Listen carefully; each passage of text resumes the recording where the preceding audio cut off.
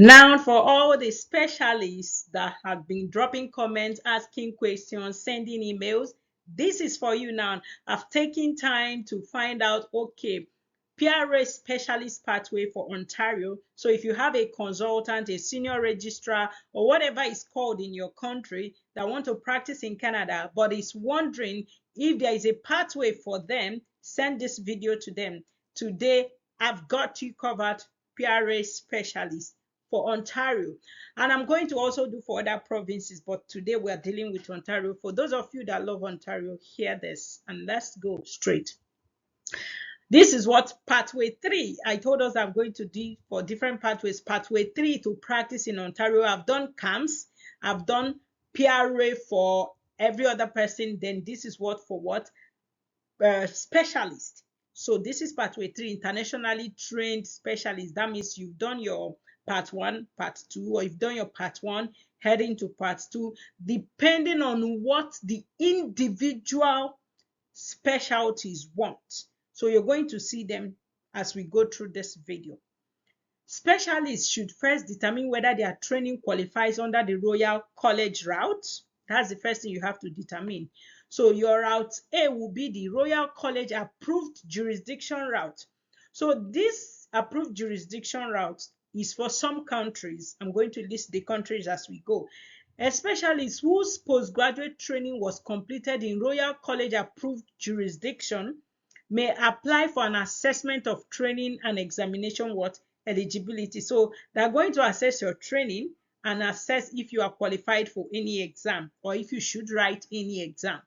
Then the accepted jurisdictions and specialties must be checked directly because recognition is specialty specific, and training in an approved country is not automatically accepted for every specialty. So you see there is discrepancy, or will I say there is a differences in different specialties. So one specialty may accept, the other may not accept, and that's why you need to what?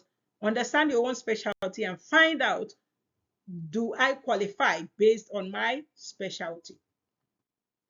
The next thing is what? The route B. Route B is the practice eligibility route. This practice eligibility route is what? The practice eligibility route, or PER, you'll be hearing me say PER subsequently, is intended primarily for specialists trained outside Canada, the United States, and the Royal College approved jurisdiction in non-Royal College accredited programs. So there are programs that is not accredited in the Royal College. So this practice eligibility route is for those programs. The general sequence is you apply to Royal College for an assessment of your postgraduate training, then have the training, is it deemed substantially equivalent in the Royal College recognized primary specialty? I don't want to bite my tongue. Then obtain eligibility for the specialty examination, pass the required Royal College examination component, complete the required period of practice and assessment in Canada, obtain Royal College certification, apply to CPSO for appropriate certificate. This is what for specialists. Then note this, Ontario has a pathway allowing certain PR candidates who have passed the Royal College written examination and entered PR to obtain a restricted CPSO certificate. That's your certificate is not like your free will to practice, but you can practice under supervision while completing the required Canadian time in practice component. So the one that is required in Canada for you to have the complete certificate. So you can just be practicing under supervision while this is ongoing. And the truth is, during this period, if you still do not satisfy what they want, they will not give you the certificate. That's the drawback. But if you meet it and during your practice you did what is expected, you can still do well. So after completing PR and receiving Royal College certification, they may become eligible for independent practice, which means after going through that supervised process, you may become eligible for independent practice as a specialist. Now, here comes me saying they may forget what you said. They will never forget how you made them feel. This is what was said by Carl Buchner.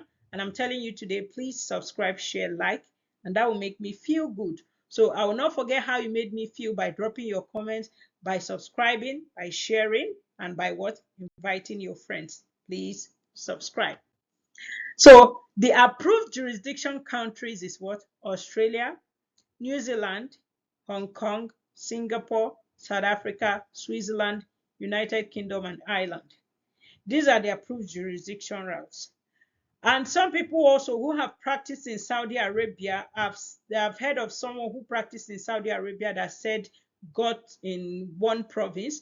Because I did not see it in the open website and all that, I cannot put it out, but this is the approved jurisdiction route that is what visible on the what internet, because you cannot take what somebody said to you.